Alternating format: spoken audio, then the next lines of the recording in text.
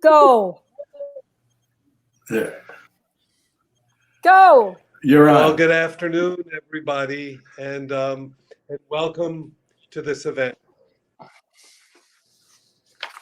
Are we on? We're ready to go here? All right. I want to welcome all of you to this event that we're doing this afternoon in conjunction with Books and Books and a group that had formed called the Writers Against Trump. And I want to thank all of you for coming for this, what I hope will be a virtual discussion. I want all of you to know that this is part of a nationwide discussion that's happening in bookstores across the country. In fact, that other bookstores that are co-sponsoring very similar kinds of events are the Harvard Bookstore, the Community Bookstore, Politics and Prose in DC, Flyleaf in North Carolina, Brazos in Houston, City Lights in San Francisco, and the Seminary Bookshop in Chicago. So right now, there are writers and community members all across the country talking about and trying to answer the questions, or at least discuss the questions: what just happened, what is happening now, and what must happen next. And I am very proud to be able to welcome to the screen three really good friends, and a fourth hopefully will be coming later because he's been having trouble getting on. But these are three wonderful, and I will, even though the two of them are not living here right this second, I adopt them as Miamians, always Miamians, and for this discussion. And I'm going to introduce all of them at once, and then they're going to kind of take it from there. And at the end, we're going to have time for Q&A. But I thought if you're sitting the way I am on pins and needles, and you haven't been near your CNN or anything right now, the most up-to-date info that I can know is that right now where we stand is that Nevada is being counted. Looks like it's going to go for Biden. Arizona is being counted. It could go either way. Georgia could go either way. North Carolina probably would go with Trump. And Pennsylvania looks like, if all goes as it should, that may crown the president who we hope will be Biden. And, that's who I hope, and I'm sure everybody else here does too. So that's kind of where we stand right now. If you're like me, you're as nervous as hell about what's going on. And I didn't know that we would be in this place as we came to discuss this. But we're discussing it with my good friend, Russell Banks. Russell, as you know, is twice a finalist for the Pulitzer Prize. He's one of the best writers we have. He's the past president of the International Parliament of Writers and a member of the American Academy of Arts and Letters. He has been translated into 20 different languages, has received every kind of award there is, including the Commonwealth Award for Lit. He put my kids through preschool, through some of his earlier works like Continental Drift and some of the others that I discovered when I was a young bookseller. He lives in upstate New York, but I won't hold it against him. But I really think of him as a guy who's from Miami because he also maintained a residence with his wife, Chase Twitchell, on Miami Beach. Also with us is the wonderful Edwidge Danticat, whom I've also known for many, many years when she was a young student at the Mishner Institute. Back, I don't know when that was, but it was a very long time ago. And I knew even then that I was in the presence of greatness. She's written, so many different books, including Brother, I'm Dying. I particularly love her essay, The Art of Death. Her new collection of short stories is Everything Inside Stories, and it won the National Book Critics Circle Award, the Story Prize, the Vilcek Prize in Lit. She also has won a MacArthur Genius Grant, and she's published everywhere. And she's also done some amazing, amazing community work here in Miami. And I'm anxious to hear Edwidge's point of view. And then, of course, there's the great Richard Blanco. one of the great poets that we have, one of the great writers, and one of the great community activists that we have here in Miami, even though Richard lives in Maine. Isn't it true? It's like a Miami story. It's the snowbirds and all of us who live near Ramp. It's the only way we can get there now. That's right. It's the snowbird effect in reverse, it seems like. Richard's collections include City of 100 Fires, Directions to the Beach of the Dead, and How to Love a Country. We all know that he was the poet who read at Obama's second inauguration, and he currently serves as the first ever education ambassador for the Academy of American Poets. You see me? He's also a member of Obama Foundation's Advisory Council. And lastly, someone who's there he is, Fernand Amandi is with us as well.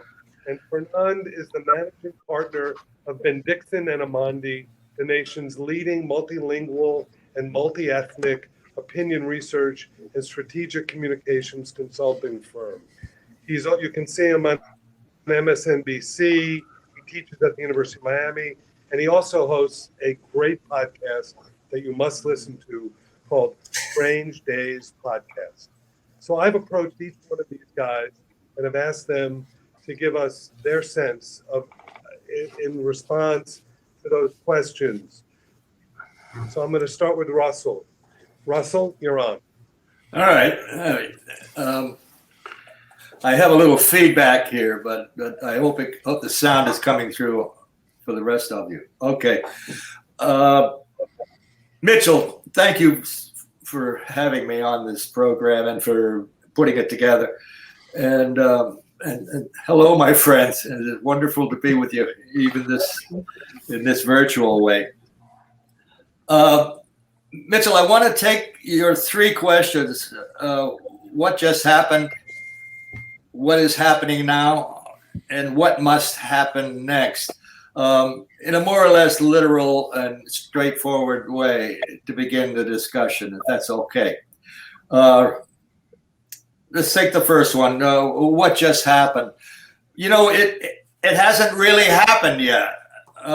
It's not over, the election, until all the votes are counted, despite what President Trump says. But a few things we know already. But before I go any further, can I get rid of an echo? Christina, is there any way you can keep me from hearing myself twice? I guess not. Okay. Russell, can you try making sure that you don't have any other tabs open on your computer? That could be it. Okay, hold on a second. Let me quit that one. Quit That's the key. that one. And quit Foxfire. I may have to force quit. All right. How is it? It's still there? Still there. That's all right. Do any of the other speakers or panelists have any tabs open? Try to close them, please. Well, I'll struggle along. I'm just hearing myself twice. It makes it a little difficult to utter complete sentences. But anyhow, a few things do seem clear as to what just happened. The election. Also, you can speak and take your headphones out. All right, I'll try that. That may be better for the moment, since I'm not listening to anyone else. A few things, anyhow, seem to be known about what just happened. It was, I think, at least from my point of view, remarkably peaceful as up to now. It was remarkably professional and competent up to now. It was the highest turnout ever. This many Republicans have never voted before in any election.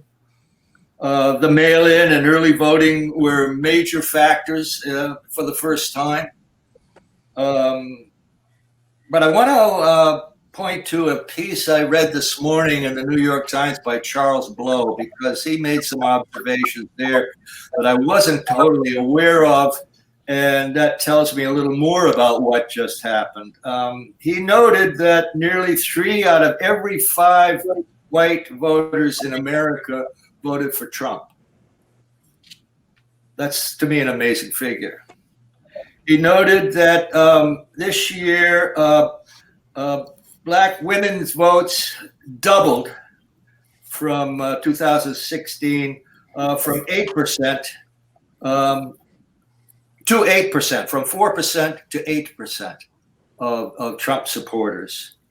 He noted that in 2008, 5% of Black men voted for John McCain. In 2012, 11% of Black men voted for Mitt Romney. Any chance we could log off of your computer for a little while? Because maybe it's affecting the signal. Of Black men voted for Trump. Thank you, babe. I'm sorry. He noted that LGBT people voting for Trump doubled from 2016, moving from 14% to 28%. And that in Georgia, the number of LGBT people who voted for Trump was 33%.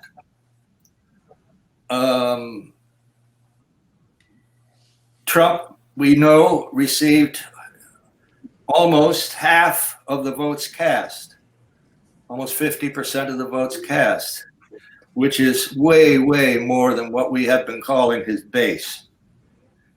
And I guess this leads me to conclude with regard to what just happened, is that Trumpism is alive and well, regardless of who wins the election.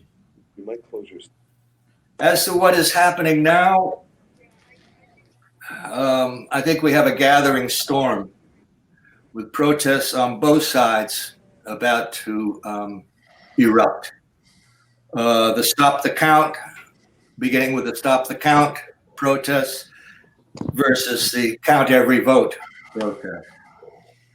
Both sides are lawyering up, trying to take it from the ballot box as fast as they can to the courthouse. And I think that readying for a Biden victory, there are thousands of Trump supporters, vigilantes, and militias who are right now strapping on the Kevlar and gassing up the pickups and breaking out the Glocks and the automatic weapon. And I think also readying for a Trump victory, there are thousands who are prepping for mass demonstrations on the streets, possibly riots and property destruction. As to what must happen next, I think we have to let the courts decide to end the count. I think we have to stay off the streets until the decision is final.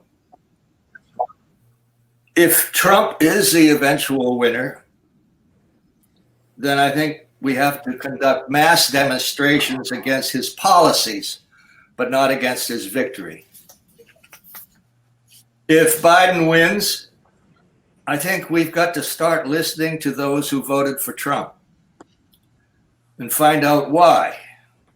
And it's not just because they're racist fools or deplorables or sexists or xenophobes. If Trump wins, the policies will not change except to become more authoritarian. And I think what we must do is respond with mass demonstrations. I think we have to be willing to risk arrest, all of us. I think we have to financially support progressive politicos and organizations. And I think we're, as writers, we have to write.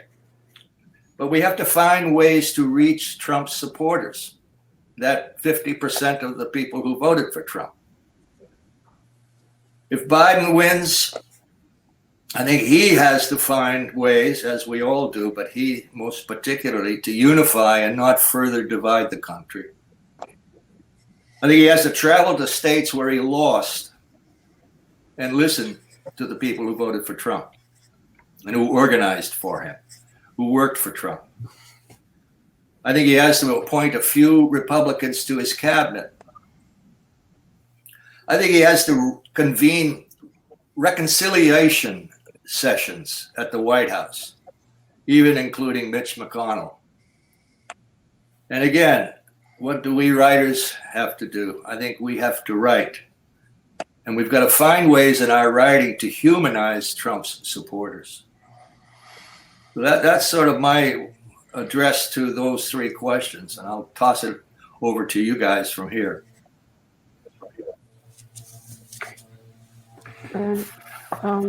I think I'm Thank next. you, Russell. Thank you Thank so you. much for that. Edwidge?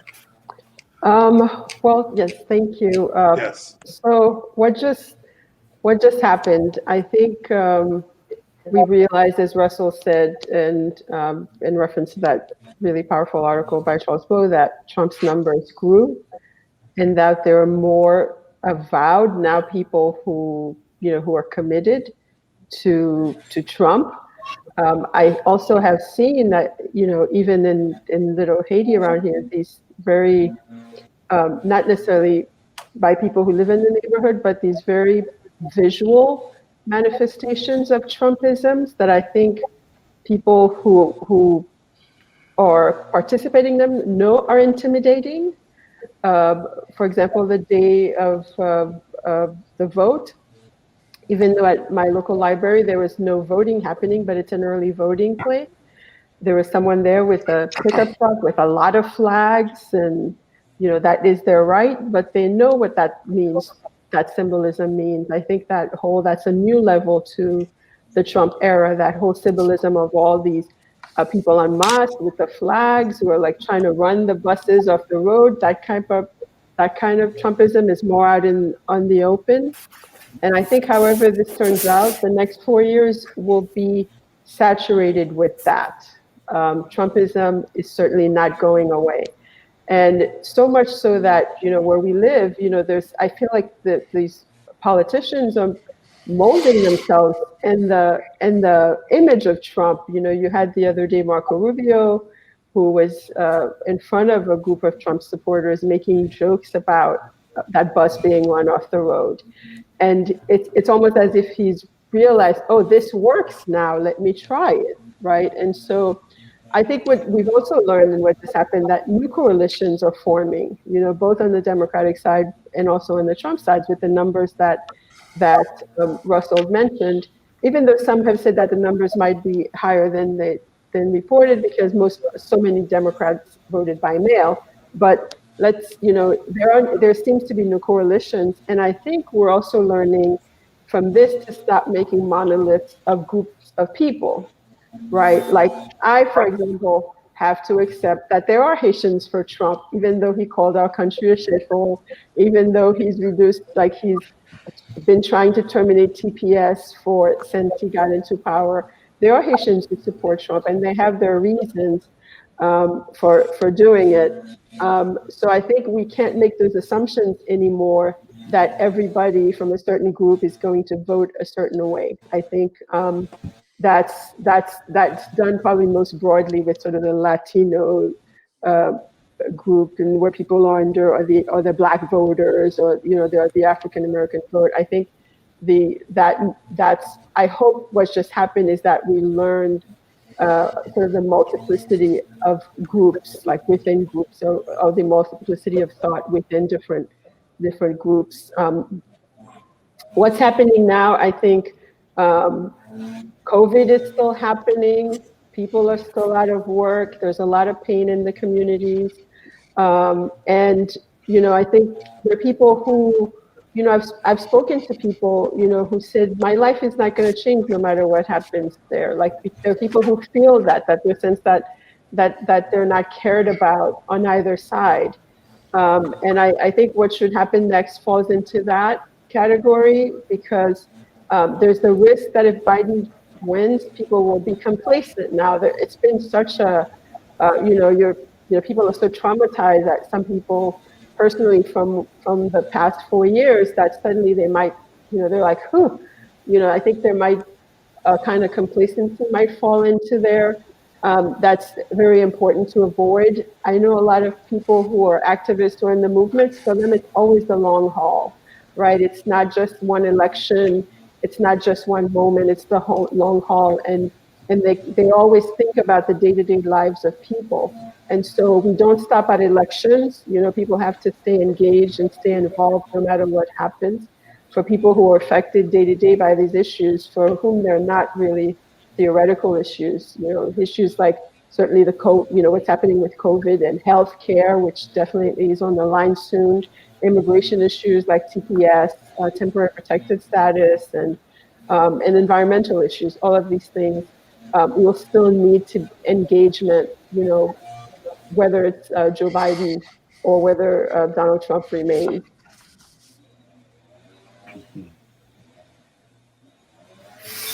I think we lost Mitch, maybe. I think it's your turn, though. Okay, I'll just jump in. I guess Mitch, I hope is there somewhere in the Zoom world, in the Zoomer sphere. Thanks, Mitch.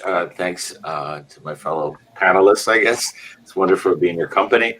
Gosh, this is like a 4-hour program. I mean, there's so much I want to put across and think about. But I guess I'll take a little bit more of an anecdotal, like to take a sense of things. As I always like to say, poets and writers in general, when things are going really good, we're always looking at what's not working. And when things are going really bad, we're always trying to find out what's the hope, what's the light at the end of the tunnel. And I got to say, much as like what we're echoing, both Edwidge and Russell are echoing, you know, I was right. I sort of knew something was coming down the pipeline artistically, and thinking about these same issues of this is just a temporary Band-Aid. This idea of like, yes, we've elected an African-American president, amazing, you know, corner turned in America, but there was still a lot unresolved. There has been no reckoning with America and race and so many other issues, right? And I think so. I actually sort of started writing about that in this book that just came out. That seems like it could have been published yesterday, but I started working on it like 7 years ago.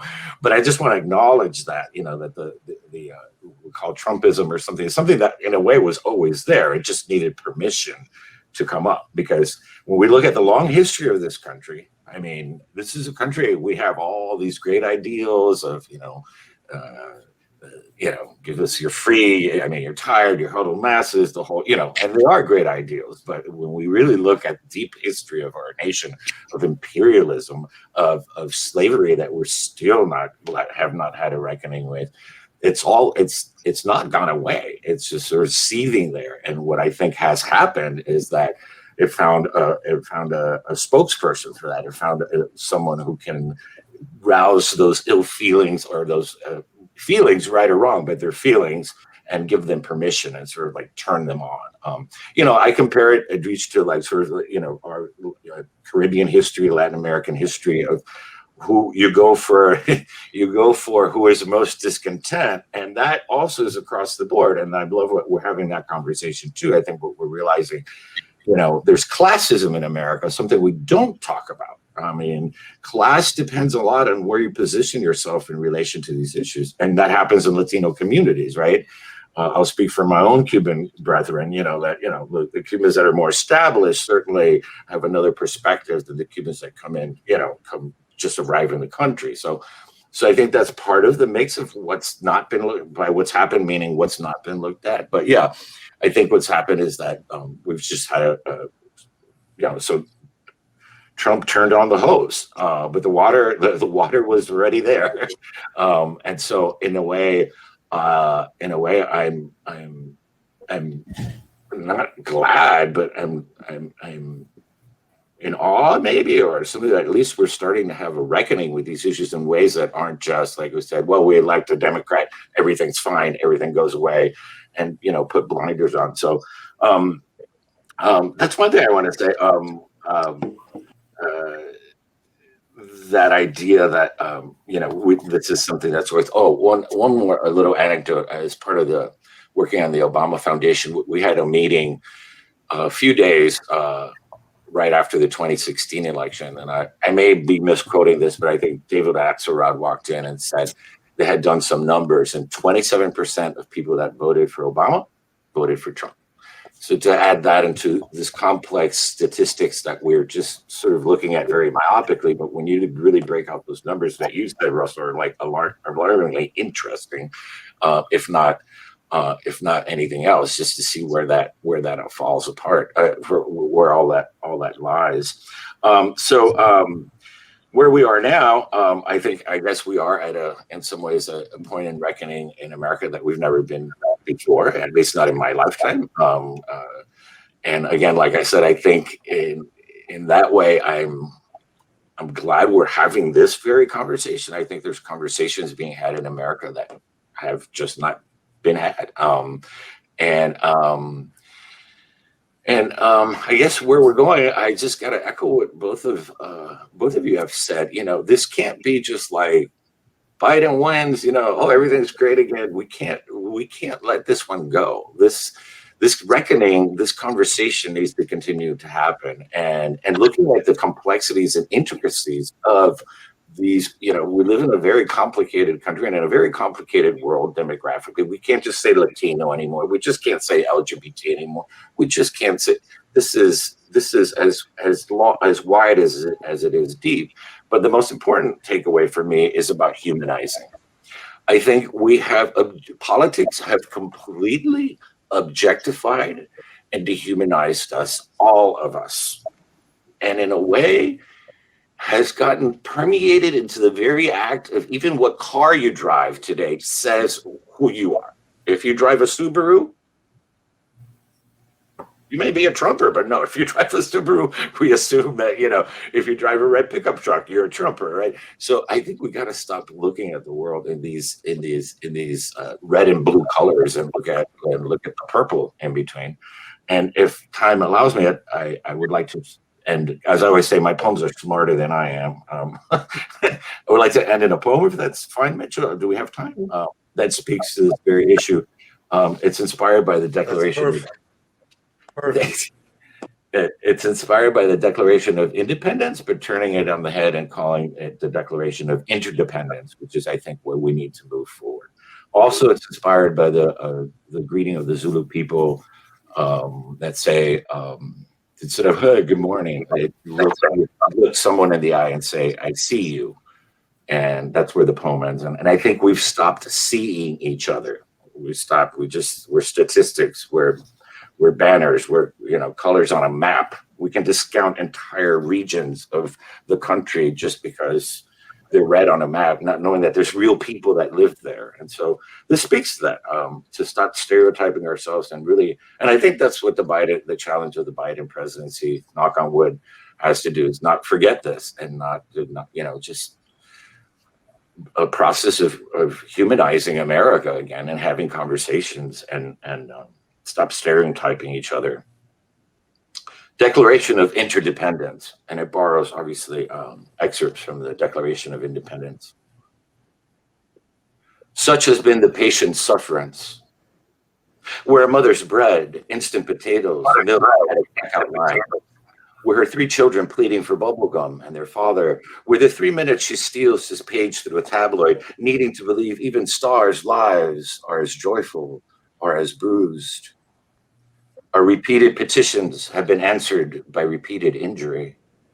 Where her second job serving an executive absorbed in his Wall Street Journal at a sidewalk cafe shadowed by skyscrapers, where the shadows of the fortune he won and the family he lost, where his loss and the lost, where a father in a coal town who can't mind the life anymore because we're too much and too little has happened for too long. A history of repeated injuries and usurpations, where the grid of his main streets blacked out windows and graffitied truths, where a street in another town lined with palm trees, at home with a Peace Corps couple who collects African art, where their dinner party talk of wines, wilted picket signs and burned draft cards, where what they know, it's time to do more than just read the New York Times, buy fair trade coffee and organic corn. In every stage of these oppressions, we have petitioned for redress. Where the farmer who grew that corn, who plows into his couch as worn as his back by the end of the day, where his TV set blaring news having everything, nothing to do with the field dust in his eyes, where his son nested in the ache of his arms. We are his son. We are a Black teenager who drove too fast or too slow, talked too much or too little, moved too quickly but not quick enough. We're the blast of the bullet leaving the gun. We're the guilt and the grief of the cop who wished he hadn't shot. We mutually pledge to each other our lives, our fortunes, and our sacred honor. We mutually pledge to each other our lives, our fortunes, and our sacred honor. We're the dead. We're the living. Amid the flicker of vigil candlelight, we're in a dim cell with an inmate reading Dostoevsky, where his crime, his sentence, his amends, we're the mending of ourselves and others. We're Buddhists serving soup at a shelter alongside a stockbroker. We're each other's shelter and hope, a widow's 50 cents in a collection plate and a golfer's $10,000 pledge for a cure. We hold these truths to be self-evident. We are the cure for the hatred caused by our despair. We're the good morning of a bus driver who remembers our name, the tattooed man who gives us his seat on the subway. We're every door held open with a smile when we look into each other's eyes, the way we behold the moon.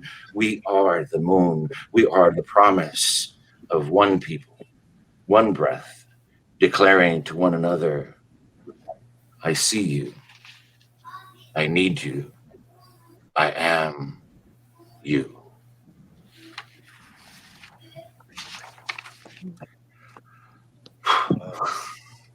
Thank you, Richard. Thank you so very much. That was really wonderful. Thank you.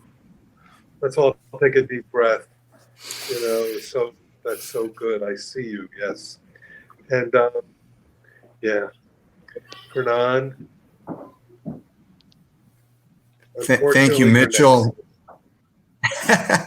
You know, I was just thinking, John F. Kennedy scheduled Robert Frost as the preamble to his inaugural speech. So I don't know what he was thinking, but he ended up delivering one. So to follow Richard Blanco's masterful poem, which I think he may have debuted here for the first time for us. Thanks a lot, Richard. Fantastic. And thank you, Russell and Edwidge and all of you.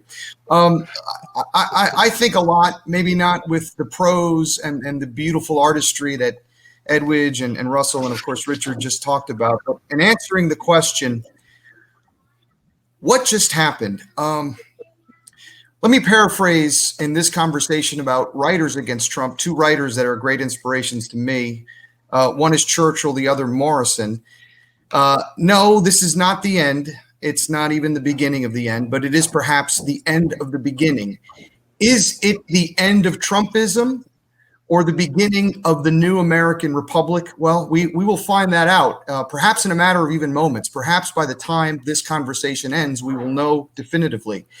But until then, we still find ourselves in this state of suspended animation, a purgatorial intermediary period where we really don't know yet, and we won't know until the decision is made, what country we are. We know that the greatest number of our citizens in our history went, all of us as a collective body, to decide who we were less hours ago. And that decision and that verdict is about to be rendered.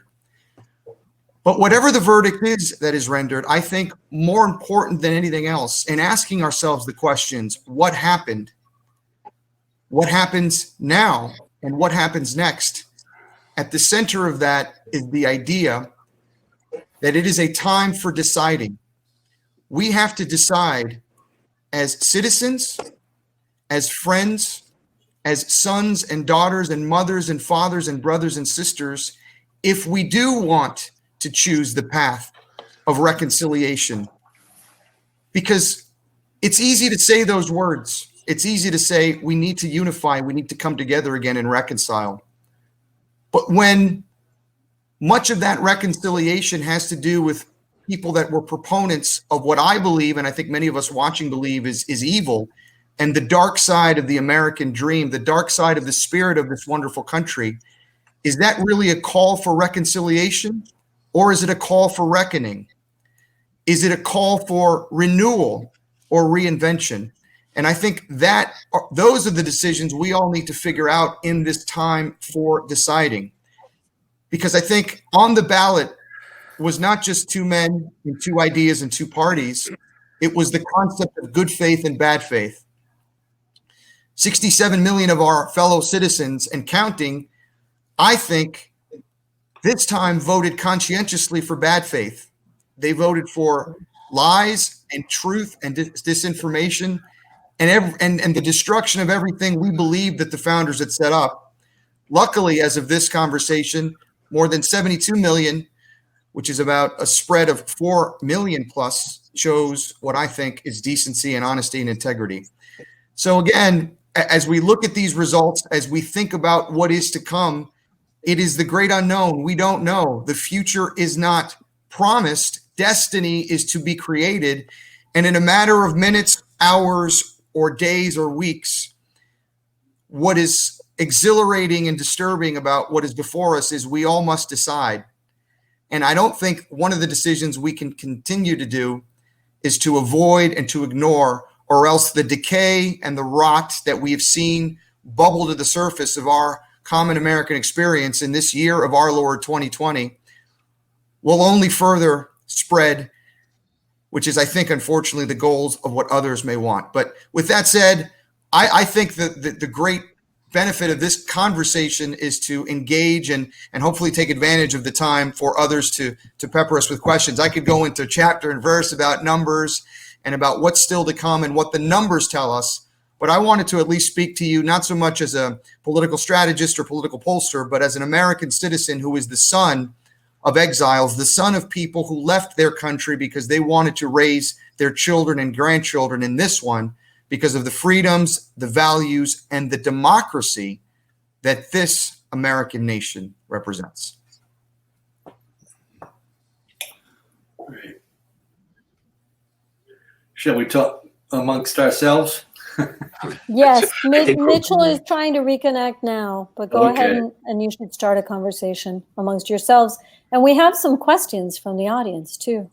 Well, look to have the questions. Sure. Do you want me to read them out? Sure. Okay, here's one for you, Russell, from Mamta Chowdhury.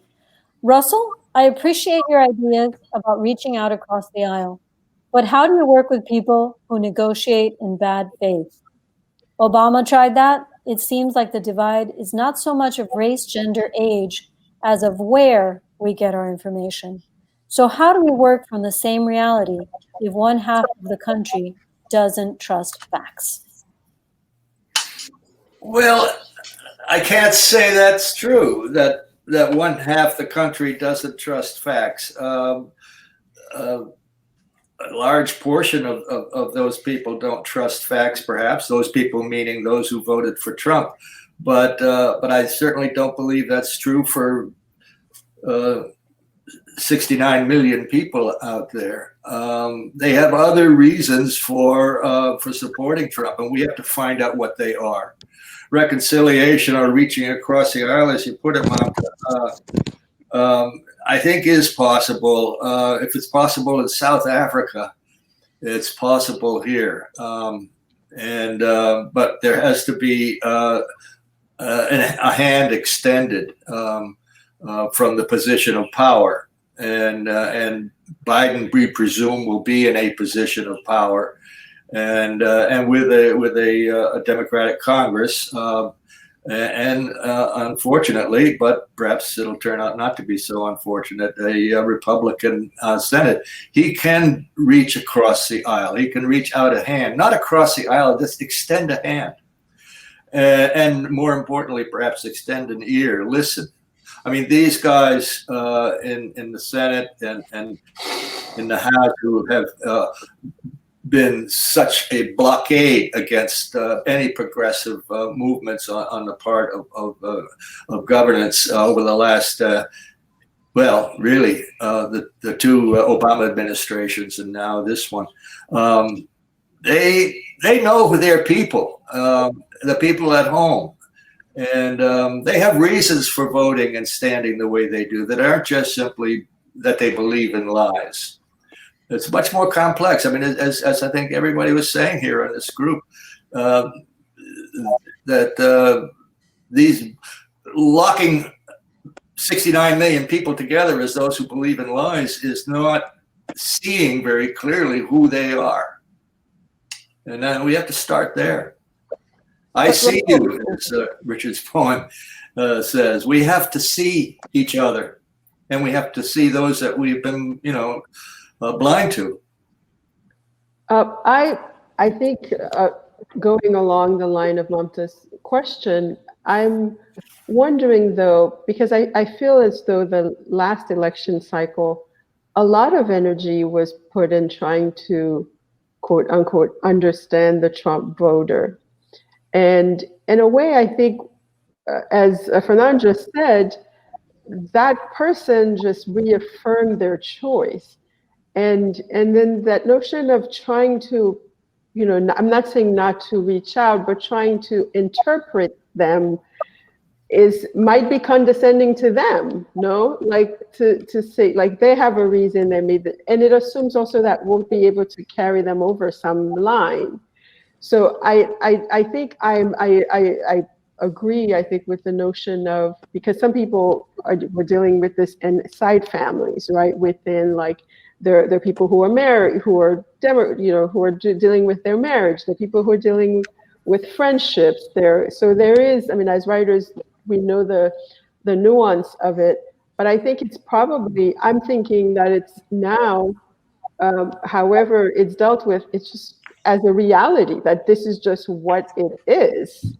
And these are people who have made this choice for whatever their individual reasons. But I don't know that I don't know that it's, maybe you can answer that. I don't see the final goal of then trying to, the reaching out for, I mean, people are going to reach across the bed because they're married to the person. They're going to reach across the table. But I'm saying, like, I don't quite understand understanding the Trump voter project. I think because they have very specific reasons that they reject certain things. I think I want to understand, what do we get out of that? I mean, like, what's the outcome ultimately? Because then it's just choices. Like, some group of people have made a choice, other group of people have made a choice. But I feel like when we're constantly saying, let's understand them, let's write about them, is that not condescending to them? I don't know. I don't think it's condescending to listen and to try to understand the real day-to-day, minute-to-minute level of fear and anxiety that people experience, and how they end up expressing that fear and anxiety, and the forms that it takes socially and politically. It's sort of, to me, secondary. They're only given a couple of choices to express that fear and anxiety and dread. The political programs that they're given are given to them as if they weren't heard or seen. And I live in Trump country most of the year, upstate New York, which is the northernmost extension in the Adirondack Mountains of Appalachia. And most of my friends and neighbors up there are Trump supporters. And they're frightened, and they're poor, and they live week to week, and they're not even sure they're going to be able to pull that off.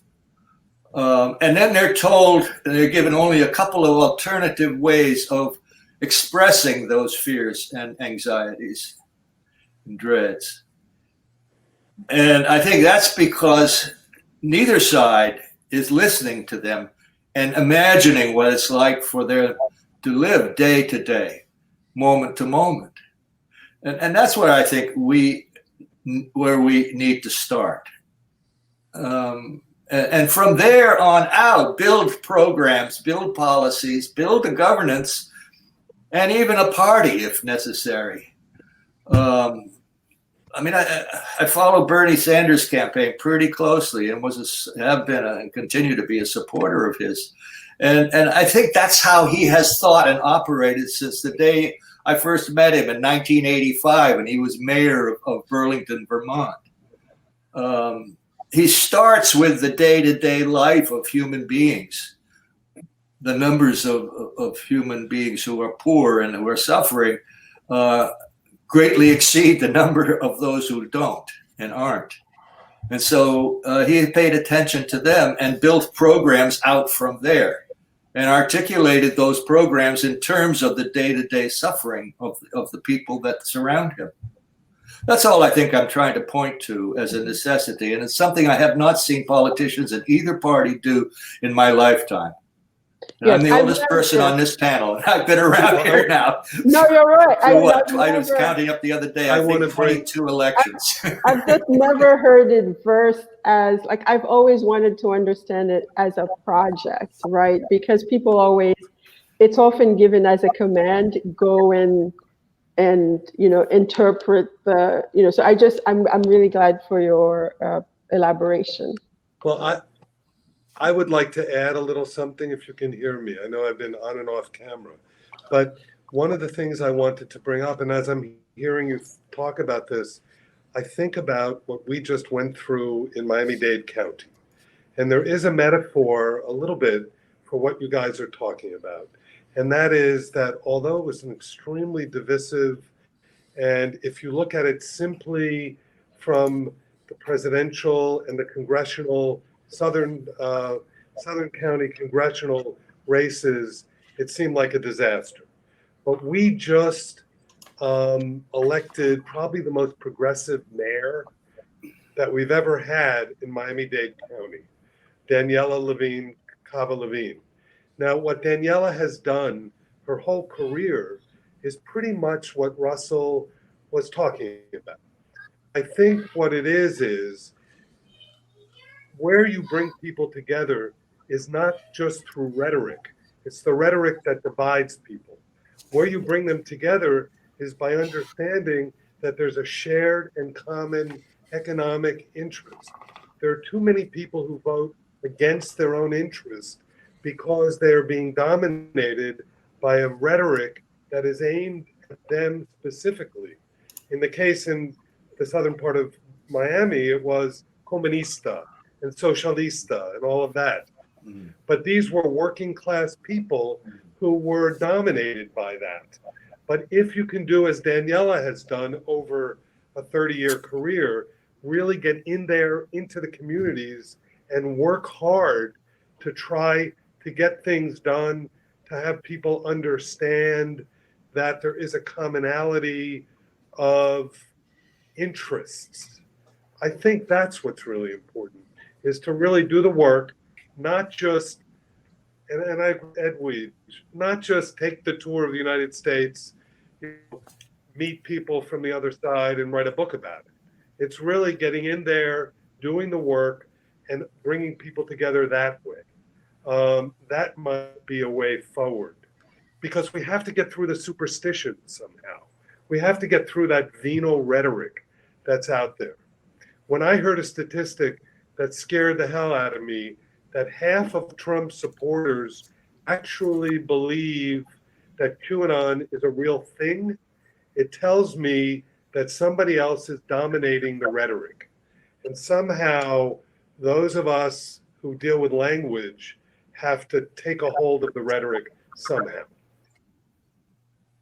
Mm-hmm. If I could just piggyback on Mitchell's point, I mean, yes, the rhetoric is important, but the problem with the rhetoric and the idea of reconciliation, and when it meets the reality of politics, is that when you're seeing people of bad faith reveal themselves, and I'm not talking now so much about the voters, because those are our fellow citizens, and we've got to work, and we've got to find a way to work it out. But with the other party, what happens next? Well, one of the things that we have to be very vigilant of that may happen next, that we still can control. And I would advise all of you may want to move to an established residency in Georgia by the month of January if you can, because if we do not win back a Senate majority, we cannot reconcile without policy. Policy is what changes people's lives. Richard Blanco, who served and was part of that inaugural for the Obama administration that oversaw the implementation of a healthcare plan, that cuts through rhetoric because that affects people's lives. When Roosevelt created the Job Works program, and literally gave Americans who were poor an opportunity to rise up. That saved lives.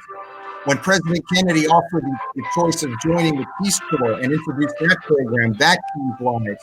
It is policy which is the most important of the conditions. And right now, we know, as I speak over the elevator music, that there is a policy problem because of the politicians on the Republican side who have shown an intransigence and an unwillingness to move forward along the lines of policy because they're not interested in policy, they're interested in power.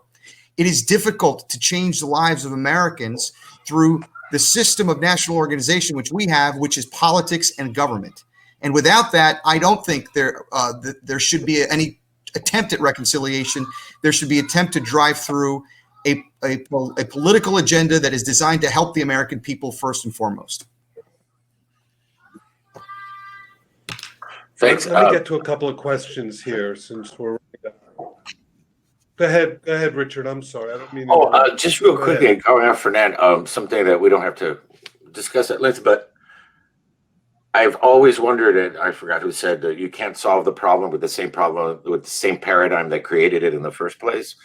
And I also something that just surfaced for me now is where are our leaders that are not in politics per se? Where are it seems like you run for office, you lose, you go away and disappear and do nothing. So where are the social activist leaders? That might be another alternative or another part of the answer. Maybe where are Martin Luther King's? I mean, Bernie Sanders, I think, approaches that, but still is in the same, in the la entraña del monstruo, as Martin said, So I just want to throw that later into the conversation, maybe. But I think we also need not apolitical, but leaders that are outside of that system that perhaps can pressure that system in different ways. Well, we have leaders like that, I think, inside the community. Well, I would say that I know that right? No, Go ahead, Edwidge. We do have like grassroots leaders, and thank goodness for them. Thankfully, now the problem is, are they always heard, right? But they are the people who are here day to day doing that, and I think that's why, for example, where we live, that's why we got the 15. I see a nice question. That's why we got the higher minimum wage. That's why we got some. That's why Daniela got in, and so there. I think the people who do the work day to day are the leaders who actually maybe they don't show up in the national politics, but they move the needle in ways that affect people's lives on a daily basis.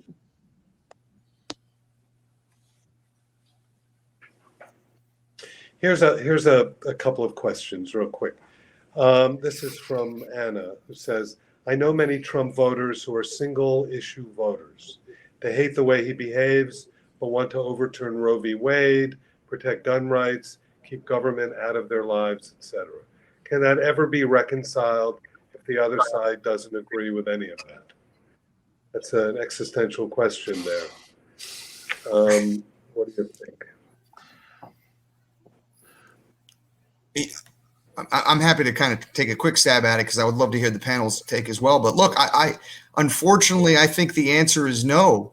Not because they're not people of conscience who are single issue voters that don't necessarily see other Americans' opinions as valid. But what we have learned from this election is they have cast their lot with a side that does not accept the findings of science, which has now led to 230,000 of our fellow citizens' preventable demise. We're finding challenges around the dealing of the most existential issue for life on planet Earth around climate. There can really be no false equivalency offered around some of these issues, I think, which is why if you are the Democratic Party leadership now and those under President-elect Biden, I think you have to have a full speed ahead approach with the political capital and the mandate, because let's acknowledge the election results were clearly a mandate for Joe Biden. He got more votes than any ever in American history. He will have won over 50% of the popular vote, and he will have at least 276 electoral votes, maybe even 300. So you need to govern with the idea that you are there to represent the interests of the people that put you in office first. and then let the malcontents or those that refuse stubbornly to work around common ground and common issue behind and in the wake of those decisions.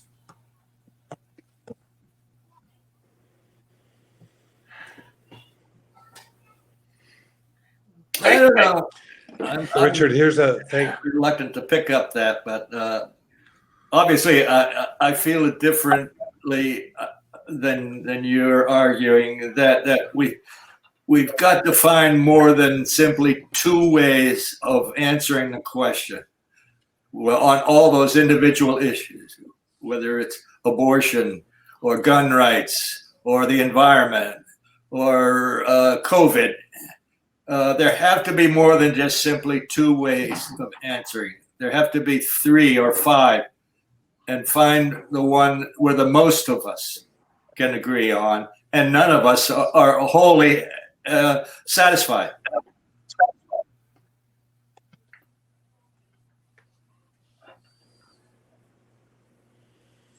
Well, the next question deals with the anxiety that this entire discussion causes. So this question is, Richard, thanks so much for reading that timely poem. We really need to see each other in these divisive times. But if the process gets delayed because of the Trump tactics, what can people like us do who encounter the incredible anxiety associated with it all? Richard, that's for you to tackle. Well, I'm not a certified therapist or anything like that, but I'll share what I guess the anxiety that I feel like we all feel, and what I personally try to work myself through is, I mean, this is a particular interesting, a very pinpoint moment right now that we're dealing with. I mean, it's just, it's insane, right? The only thing where I find some kind of peace is to really look at things, not if like what's happening right now, just at this moment, but rather to look at things maybe in a historical arc. Kind of this conversation. Where have we been? Where are we now? Where could we possibly go? And thinking that, the history of a country and the history of a nation is a pretty slow moving process, actually. And so I don't know. I don't know. I hope that makes sense, but that's how I abate my anxiety, is to sort of try and take a step back. And for me in particular, by writing, that poem was actually written several years ago before, and it's kind of written out of that anxiety of sort of like seeing what part of me was already feeling, not seeing, but feeling perhaps. But yeah, I'm no expert in putting that anxiety behind. Maybe other panels have some tricks and some spells or something. But I think I try to take a step back and put it in context, mostly. I just went for a long walk with my dog in the woods, and it really chilled me out. You might want to write too. I think journaling is a valid How do thing. you deal with your own? Fernand, how do you deal with that anxiety? I'd like that we all face? Let me be the one to make a case for anxiety. Anxiety is a good thing, because anxiety means that we're not being complacent. We're not underestimating the challenge of the moment. And in the same way that your body has an anxious response to when you are suffering an illness or a disease, in the same way the body politic of our country is undergoing a challenge, that anxiety is a very important motivator, I think. So I at least embrace the anxiety, but also hope it ends very quickly on January 20th. Yeah. But also, I guess, Fernand, not to forget that anxiety, because we kind of go away from that, and then we forget, and then it's like we don't want to be in that anxiety again. I was just gonna say, like, something that I've come up is like I've always looked at my relationship with my country like almost like a marriage, like a dysfunctional love affair, and that kind of helps me contact. Like Edwidge was saying about, like, you reach out of bed after you have a fight, but it kind of always offers me an interesting analogy for a lot of things, including sometimes there's an impasse in a marriage, and there's a deal breaker. Sometimes there are things that sometimes we're not listening to each other. We're not seeing the third answer, or the third possibility, the fourth possibility, like Russell was saying. That analogy has always stayed with me in that sense. Yeah. Anyway, I hope that helps. Mitchell, you can say. Oh, for me, I was going to say, Edwidge, any thoughts? yeah. Well, for me, it's the anxiety is a little bit extra when you have young kids at home, and they're very anxious. The last go around, one of my daughters was just telling me this time around that in 2016, when she went to school the next day, there were so many kids who were crying because they thought they were going to be deported. So you have to you have to frame your anxiety around your kids. So for us, it's always been like, look what people are doing on the ground. Look what the people who we know who are still going to be organizing, whoever is in power on January 20th, they're still going to be at that, doing their community work. They're still going to be trying to get healthcare for this person. So we just kind of look to those people, the people who are on the ground, no matter what's happening. The long game. The long game, yes. Excellent. That reduces the anxiety because whoever, whether it's Biden or there's going to be challenges no matter who is the president of the United States. And then if it doesn't work out, there's always divorce. I've been looking at Reykjavik right now, so we'll see. In any case, I want to It's very hard. I already looked into it. They love books and they love reading and they love writers. In any case, I can't thank you enough. This is such an important discussion. You guys are remarkable. Let us all hope and pray that, that we are able to continue this discussion in a really, really incredibly important way. In fact, tonight, for those of you who want, Writers Against Trump is holding a national forum tonight at 8:00. And I think the way you can register is go to writersagainsttrump.org. And I think lots of your friends will be there, including Paul Auster and Salman and Rebecca Solnit and a number of others. So be there if you can. If not, I thank you again. I look forward to giving you guys a hug in the real world. Enjoy, and everyone be safe. And thank you all out there. Thank you, Mitchell. Bye.